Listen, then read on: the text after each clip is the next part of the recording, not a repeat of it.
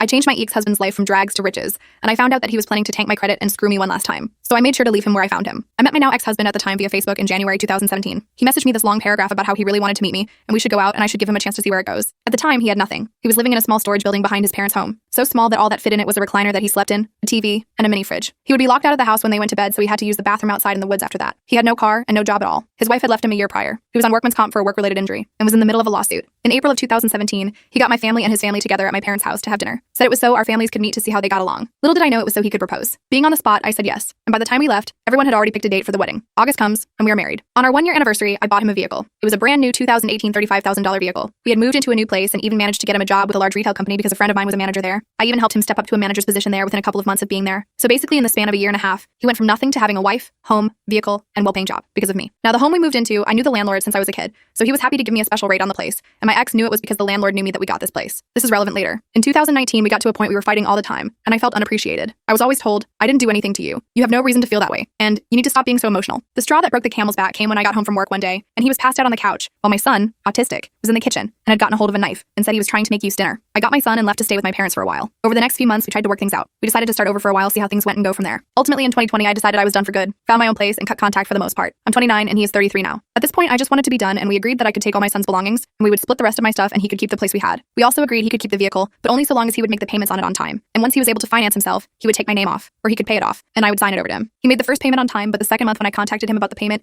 he said he didn't have it and needed to wait until he got paid at the end of the week. When I contacted him again, he again said I don't have it, and then hung up. It was Friday, payment was due the next Wednesday. That Sunday, a mutual friend and I was hanging out and let it slip that he was already engaged to another woman and said he was going to keep the vehicle until they repo it so he could ruin my credit and screw me one last time. Of course, being the owner of the vehicle, on that Monday while he was at work, I had someone drop me off in the parking lot to pick up my vehicle. I got straight in, door wasn't locked, and drove it home. His work was about an hour from where we lived. Once he got off work and realized he had no way home, he called and told me if I didn't bring him his vehicle back that he would come to my house and get it. I told him to go ahead, and as soon as it drove off my property, I would have him arrested and charged for grand theft auto, at which point I told him he could return his key to the vehicle and collect his belongings out of it. During the heat of the fight, I said, I picked you up from nothing and gave you everything, and even made this as simple as I could so you were not left with nothing again. But keep on, and I'll make sure to leave you where I found you. He tried to call my bluff, but ultimately gave me the key and took his belongings and left. I took the vehicle, cleaned it up, took it to a dealership, sold it before the payment was due, and got it paid off, and even an extra $6,000 for its over payoff value. He relentlessly harassed me from the time he left till I had had enough on Thursday. I had over 1,000 texts and voicemails telling me I'm a petty biatch and that I was going to pay for leaving him without a vehicle. So I made good on my threat. I called the landlord, explained what happened, and told him my name was to be removed from the lease. He happily took my name off. I called the internet, water, and power companies and told them I moved and needed the service that was in my name, which was disconnected from the previous address. They happily disconnected the same day. I also called my friend, his manager, and told her about him leaving the cash safe keys unattended in the vehicle unlocked in the parking lot while on the clock. When he got home from work, he had no water, no power, and no internet. On Friday, he was called into the office and let go due to negligence. I texted him Friday evening and told him that now he has seen a petty bee, and now I can officially say I left him where I found him, blocked him, and never looked back.